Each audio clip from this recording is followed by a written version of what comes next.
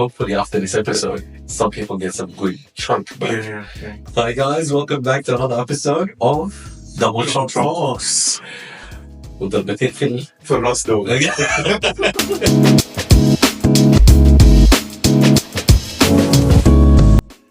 All right, welcome everybody. Today we're going to talk about the end of financial year. Absolutely. It's a big topic in Australia when it comes to end of June, and it differs from a business to an employee. I used to always get confused about that all the time. From an employee perspective, you can't wait for this to come because you're going to get some money back. Yeah. As soon as you flip to a business, this is your scariest part of the year. So I think, bro, just tell us, like, what's your goal at this from a business perspective? How do you prepare, like, through the year? How do you get ready for this month? It's exciting month. It's exciting month for everyone. I think in majority of people will be excited to see a lot of money coming back to them. It's what you do with the money that really matters here. Like a lot of people are going to be splurging. There has been a recent reduction in tax rates. Okay. Yeah. So a lot of people have already been paying a lot more than what they should have. Oh, that's the good news. That's amazing news. Because you imagine, like, you're treated. A lot of people would normally be paying more tax than what they should. That's the way it's designed. Okay. Mm-hmm. So that everyone will have some sort of refund back one way or another. That's an employee. I know you're talking about As an employee, okay. But everybody, I mean, employee or an employer, Okay. everyone has personal tax returns. So we're going to talk about personal tax returns. Okay. Because even employers have to eventually do their own personal tax returns. Correct. And they will see that benefit taken down as well for them. Now, I think what you're talking about and alluding to is like employers who don't pay themselves a salary. And that's where it can get a bit different. Yeah, because then they didn't pay tax and now they're expected to realize that gain on a personal level. Yeah. So a bit confusing. So in simple terms, everyone has to do personal tax returns. If there is a company, the company has to do their own tax returns, but then the profits, depending on the way it's structured, has to be given to individuals. Correct. But you can keep still profits in the company without distributing them, isn't it? Yes. Yeah. Okay. But you can't use these profits for your benefit. So you can't take it and buy a house for yourself or a car for yourself. Yeah. If a company profit is not realized on a personal level, the company has to use that money to fund its own operations, not a personal individual operation. Yeah. Yes. So you can only use that money to buy something for the company. Yeah. So it's in everyone's benefit to somehow realize some personal gain. But then you have to pay the taxes for it. Well, actually, this part, I actually always had this question. Yes. Do you pay taxes twice for the same amount, like from a company perspective, and then when you take the profits to personal, do you repay the taxes as a person? That's a very good question. So the company has a tax liability. You don't get double taxed in Australia. That's good news. So if you do end up paying that tax and then realize it as a director, you pay the difference. Oh, you pay only the difference between the company? Correct. It depends on your bracket and everything. Correct. So technically speaking, based on the company tax rate, you will be paying tax on the company profits. Yeah. And then you can leave those profits in the company. The day you withdraw them out to your own personal account, you pay your personal tax bracket, and whatever the difference is, that's what you pay or get back. So that's actually a bit of a strategy we can talk about later, but some people use this little gap for retirement planning when they stop working. If you don't have an income already as a personal income. Yes. So once your personal income stops, you technically have zero tax. Okay. But then when you draw down on a company's profits after retirement, you claim the difference because you already paid tax on it. Oh, okay. So you use that as a retirement income. Different story for a different time. Yeah, but that's a long time from now. Yeah. How do I save some money this financial year? There's actually, you know, that the brilliant TikToker that you told me about, the brilliant accountant, the young lady. The young lady, yes. She's amazing. She came out yesterday. She was saying there's until 2025, which is like in the next 2 days, you can get an asset worth of 20,000 and it's instant write-off. Yeah, instant write-off. Instant write-off is and again, this is general, of course, like for anyone listening to this. By the way, this may or may not apply to you. So you might see some financial advice from someone who's a professional in this field. But in the general sense, when we talk about this instant write-off, it's for assets bought for the business. So an asset bought for the company in the previous years, it used to depreciate over time. So you would get your money back from depreciation over like the 5-10 years, depending on what it is.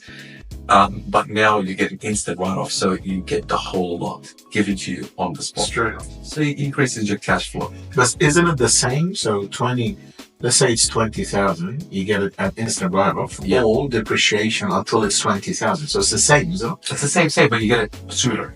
Okay, but from a value perspective, it's the same. Same. The time factor is different. Oh, yes. Okay. Oh, I didn't know that. Okay. No. So same value, just sooner, which means the sooner you get your money, the bigger the cash flow. And it's good for people who might not have a company in 2-3 years. But what are you going to buy with 20,000? Like you can't. And there's not.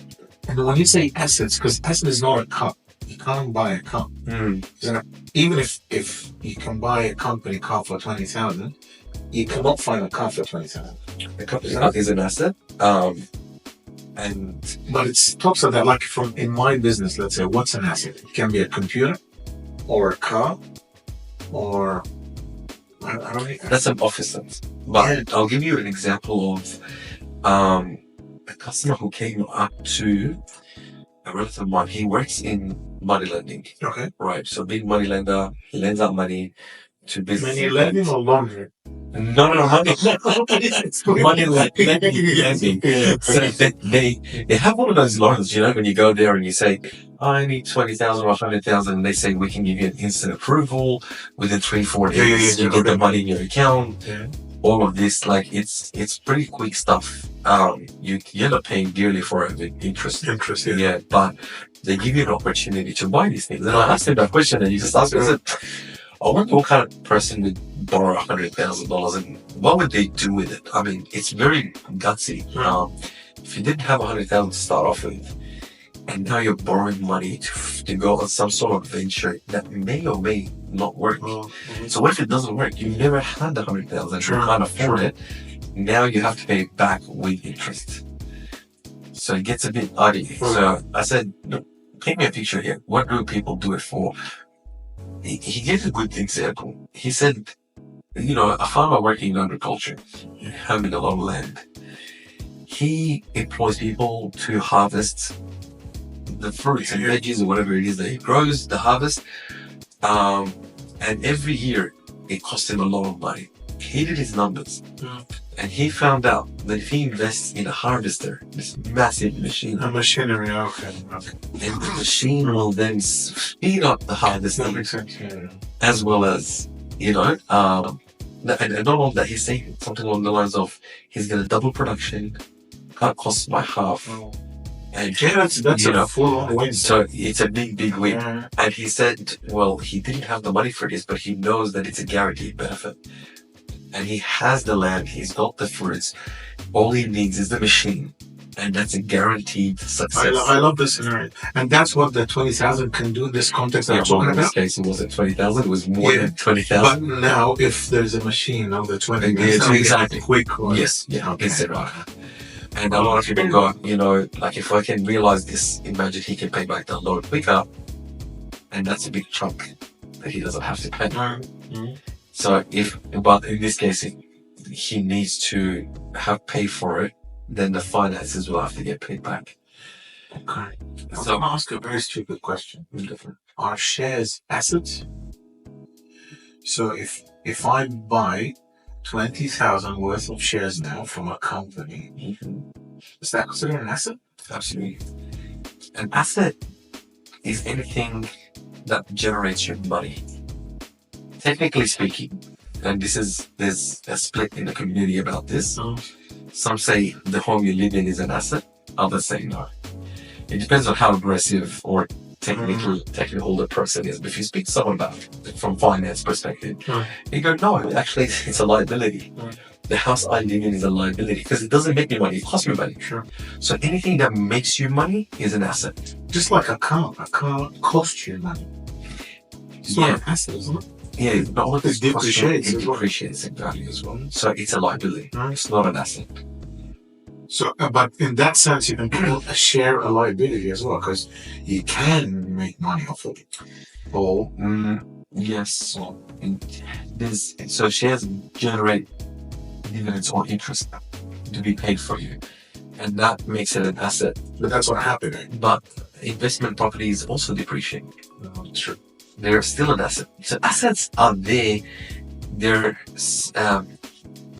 there to make you money. Not saying everything will make you money. Obviously, if everyone had the summer arrow to choose everything that makes money, then nobody would have to struggle. But the idea is a business is an asset, but it can lose money. Like a company or a business or anything of that sort. But you turn it into an asset when it generates money or has the potential of generating money. But if something is guaranteed to lose money, then it's not. A car is a liability. You put a company sticker on it, put some tools inside it, use it for work, and it becomes an asset. That's true. But so let's probably the definition needs to be different. So an asset is not something that will generate money for you, because this car will not generate money for you, even if you put the sticker on it. No, well, if you put the sticker like in this scenario, You're using it. You're using it, yeah. So you're like a plumber, and then he gets a van. You getting a van is a liability for you, but a plumber with a van is an asset for him, because he will be able to service more clients, say, carry more tools, do more work because of that van. Now it became an asset. Yeah, it makes sense. So the same thing could be an asset or liability depending on. So maybe shares for companies that will actually work, because I'm new to this game, but maybe shares, like you buy shares under a company. Yeah, I mean, buying shares is definitely an asset, because it's especially like the safe ones, like an app share. Okay.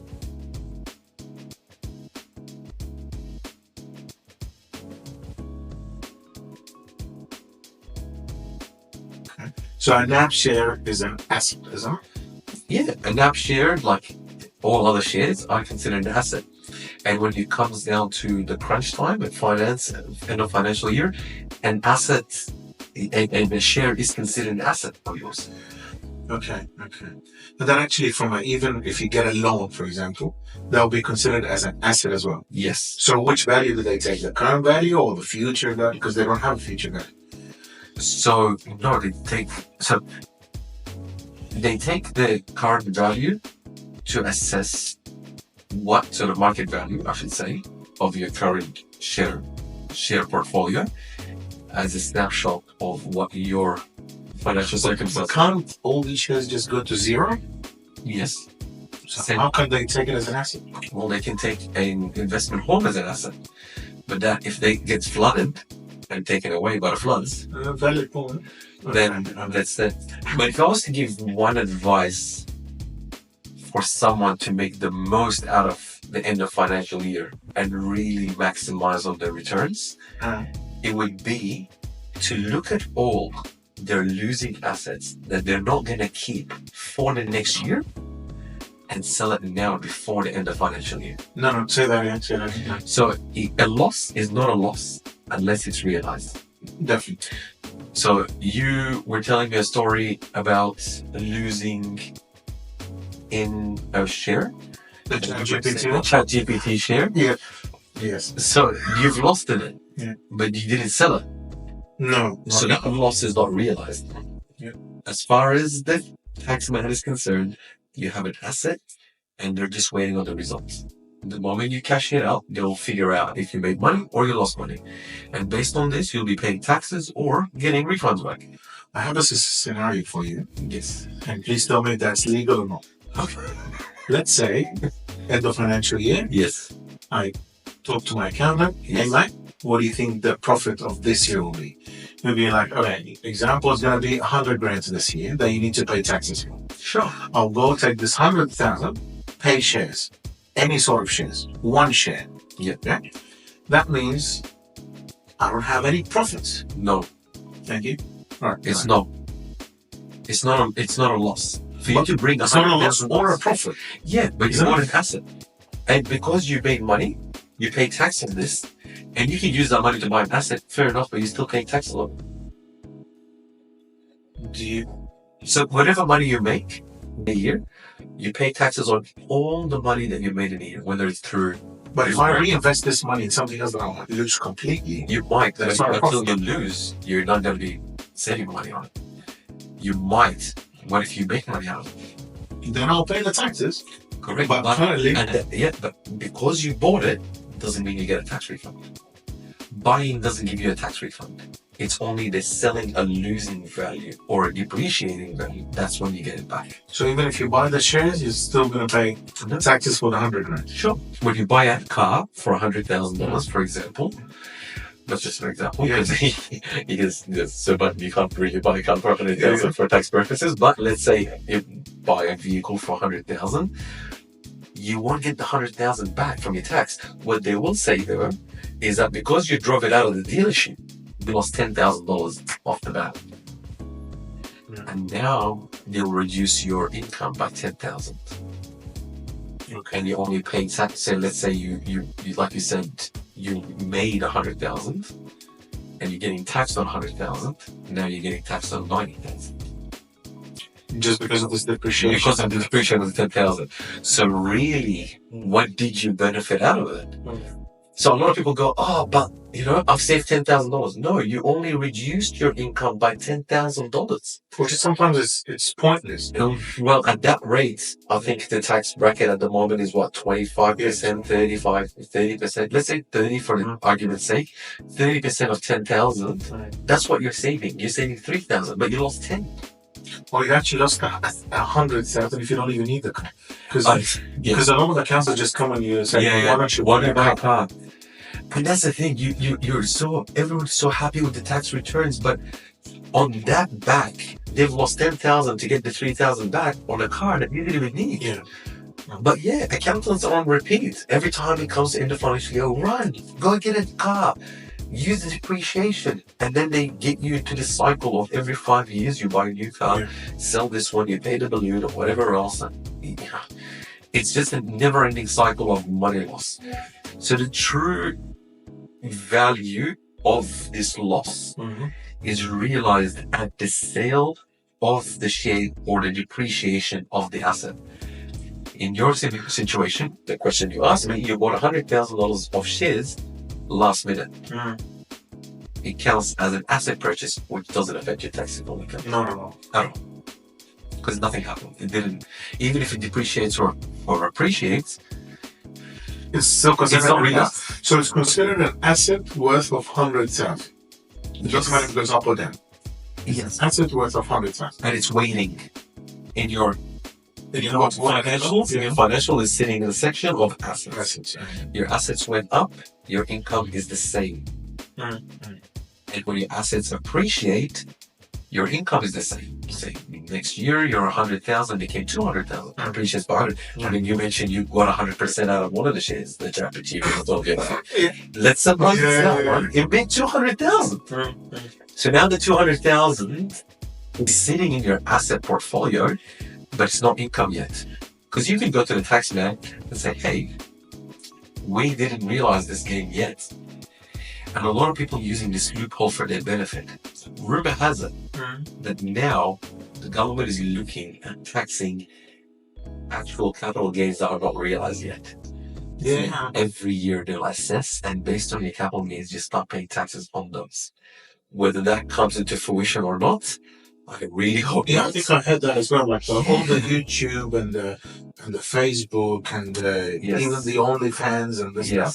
stuff. Now the government has an access to this information, which is good. Yeah. And it's fair enough if they're going to be taxing side gigs, but to tax unrealized gains, that's a whole new law to me. Look, again, I'm not a financial expert.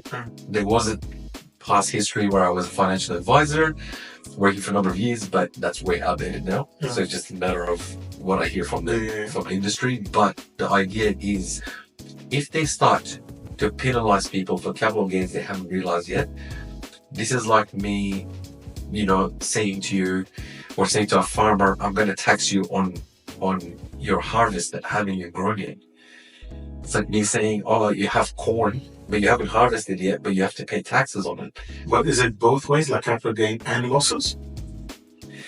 Good question. I've heard more about capital gains and losses, obviously.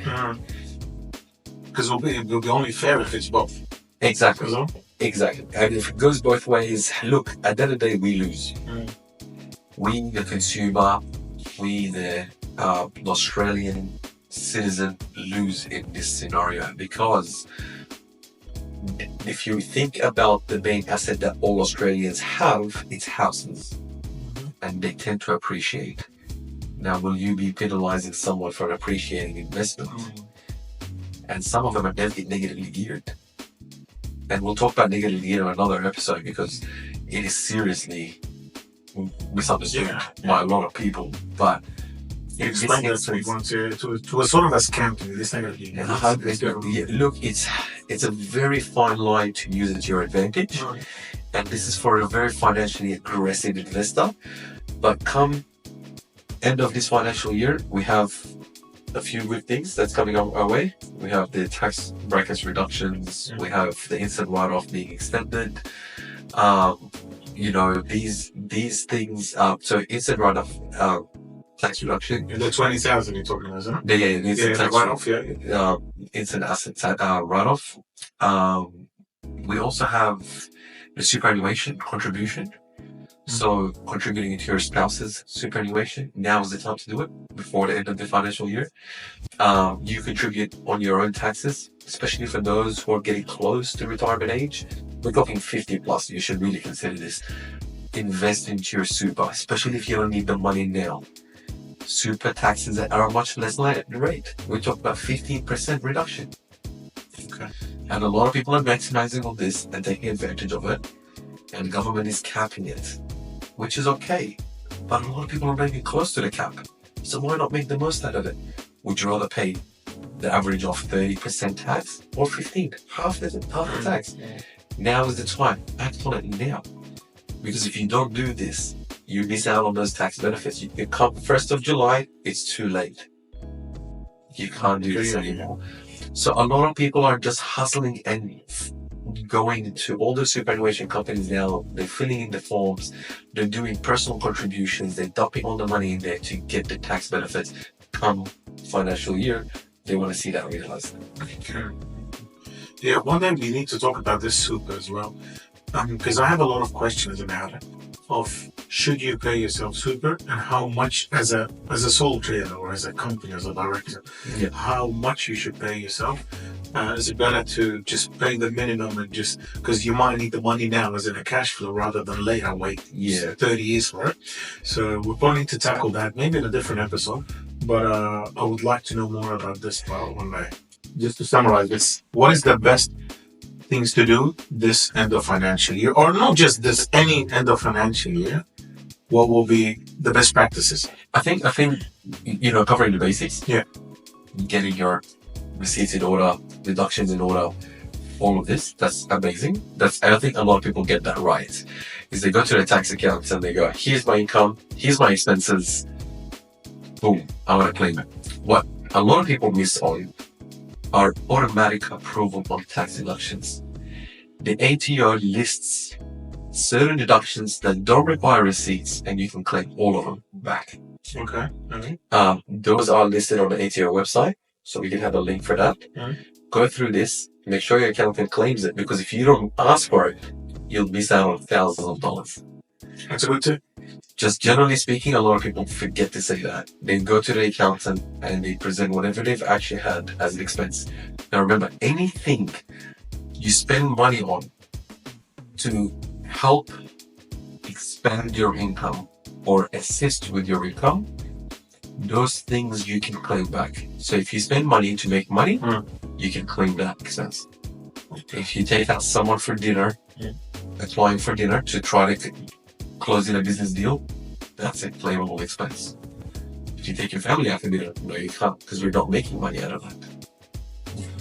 So all of this has to be presented. Look into your shares, any realized dividends, know how much it is franked, print out a statement, take it to your tax accountant so they can see how much tax was already paid on it.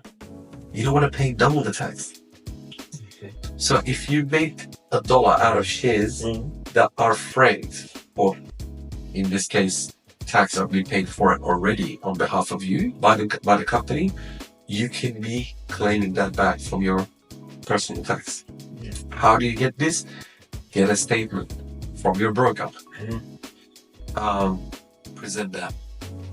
Go, and if you have investment properties, speak to your agent. They'll have a list of expenditure that they have claimed on your behalf. Take that statement and take it to an ATO. They actually send it. I think the real estate sends you this Automatically. Yeah. But you just have to remember to take it with you. Oh, yeah, to give it to the accountant. To the accountant. Yeah. So all of these will be given to you once you do a tax refund. And sorry, just to add, also claim all the insurance benefits that you can get. Superannuation benefits that you can get. So if there are any benefits or any things you need to do before the end of financial year, make sure you pay your personal contribution, spouse contribution, because there are government grants that match your contribution.